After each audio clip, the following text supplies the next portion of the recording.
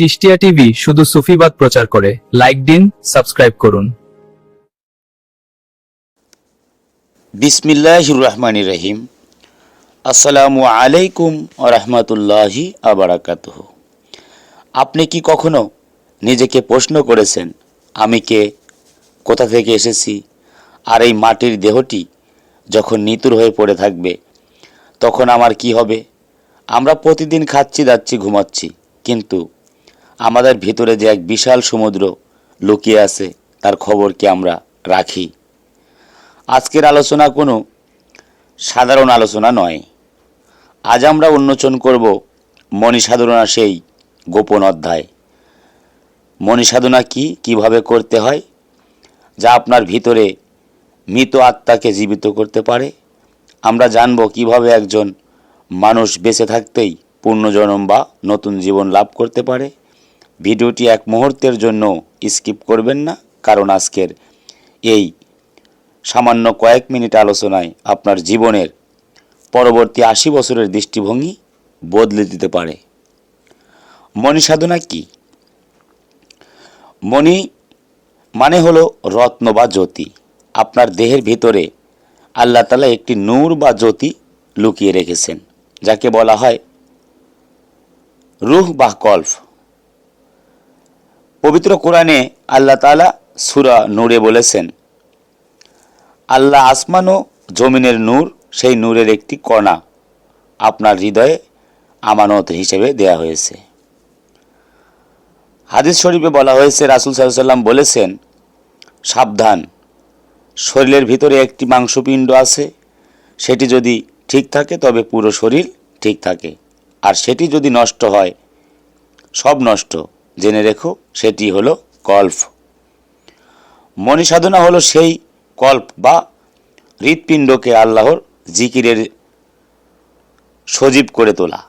ময়লা ধরা লোহাকে যেমন ঘষা মাজা করলে তা চকচকে আয়নার মতো হয়ে যায়, মণিসাধনার মাধ্যমে আপনার কল্প তেমন আয়না হয়ে যায়, যেখানে স্বয়ং স্রষ্টার প্রতিচ্ছবি দেখা যায়। এবার আসি কিভাবে করবেন। চিশতিয়া তরিকার মহান অলিগণ মণিসাধনার জন্য 4টি স্তরের কথা বলেছেন।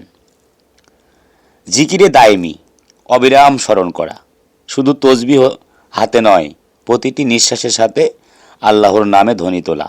আপনি যখন বাজারে থাকবেন, অফিসে থাকবেন, তখনও আপনার কল্প যেন আল্লাহর সাথেই কথা বলে। 2 নম্বরে রয়েছে মোরাকাবা বা ধ্যান। প্রতিদিন অন্তত 20 মিনিট চোখ বন্ধ করে ভাবুন যে আল্লাহর নূর আপনার হৃদয়ে প্রবেশ করছে এবং আপনার ভেতরে সব অন্ধকার দূর হয়ে যাচ্ছে।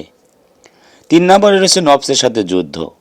আপনার ইচ্ছা করবে গুনাহ করতে, কিন্তু মনি সাধক তার ইচ্ছাকে আল্লাহর ইচ্ছার কাছে বলি দেয়। 4 নম্বর ইশক বা প্রেম। খাজা গরিবে নেওয়াজ রহমতুল্লাহ আলাই বলতেন, নামাজ রোজা জান্নাতের পথ দেখায়, কিন্তু ইশক বা প্রেম স্বয়ং আল্লাহ পর্যন্ত পৌঁছে দেয়। এবার আসি করলে কি হয় এবং না করলে কি হয়।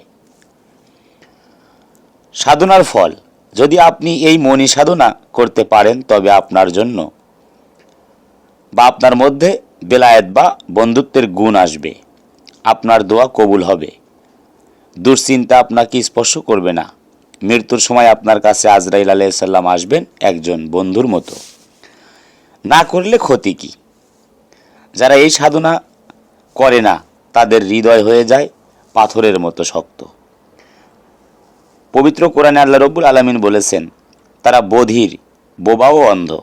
তারা জ্যান্ত লাশ হিসেবে পৃথিবীতে ঘুরে বেড়ায় এবং মৃত্যুর পরও এক ভয়াবহ অন্ধকারের সম্মুখীন হয়, যাকে বলা হয় রুহানি মৃত্যু। এবার আসি পুনর্জন্ম কি। অনেকে মনে করেন পুনর্জন্ম মানে মৃত্যুর পর আবার ফিরে আসা, কিন্তু না। সুফি তত্ত্বে এর অর্থ গভীর। হযরত ঈসা আলাইহিস সালাম বলেছেন, যে ব্যক্তি পুনরায় জন্মগ্রহণ করবে না সে আল্লাহর রাজ্যে প্রবেশ করতে পারবে না। এর মানে হলো, আপনার মায়ের গর্ভ থেকে একবার জন্ম হয়েছে, শারীরিক জন্ম, কিন্তু আপনার পীরের বা মুর্শিদের সান্নিধ্যে বা আধ্যাত্মিক জ্ঞান লাভের মাধ্যমে আপনার যে পরিবর্তন হবে সেটাই হলো আপনার পূর্ণজন্ম বা দ্বিতীয় জন্ম। এই জন্ম হলে মানুষ হিংসা, লোভ এবং অহংকার থেকে মুক্ত হয়ে আল্লাহর একনিষ্ঠ গোলামে পরিণত হয়। এই গভীর পথে চলতে গেলে একজন পথ প্রদর্শকের প্রয়োজন। চিশতিয়া তরিকা হলো সেই নূরের কাফেলা যা শত শত বছর ধরে মানুষকে আল্লাহর প্রেম শিখিয়ে আসছে।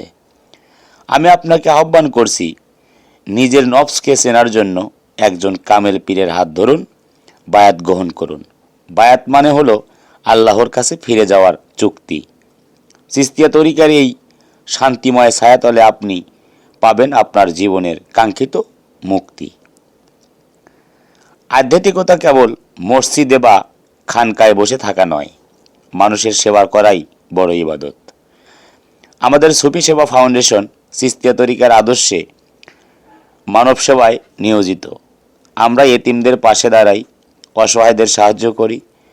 আপনারা যারা আমাদের এই মহৎ কাজে শরিক হতে চান, তারা আমাদের ফাউন্ডেশনের সদস্য হতে পারেন।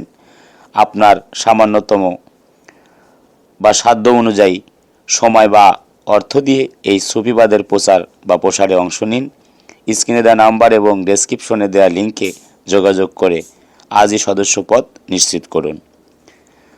আজকের আলোচনা যদি আপনার অন্তরে বিন্দুমাত্র নাড়া দিয়ে থাকে, তবে দয়া করে এই সত্যের বাণীগুলো অন্যদের কাছে পৌঁছে দিতে ভিডিওটি শেয়ার করুন। এ ধরনের গভীর আধ্যাত্মিক ও মরমী আলোচনা নিয়মিত পেতে আমাদের চ্যানেলটি এখনই সাবস্ক্রাইব করে পাশের বেল আইকনটি বাজিয়ে দিন। আপনার একটি সাবস্ক্রিপশন আমাদের এই আধ্যাত্মিক প্রচারণাকে আরও শক্তিশালী করবে। কমেন্ট করে জানান মনি সাধনা নিয়ে আপনার কোনো প্রশ্ন আছে কিনা। আল্লাহ আমাদের সবাইকে তার প্রেমের রঙে রঙিয়ে দিক। খোদা হাফেজ।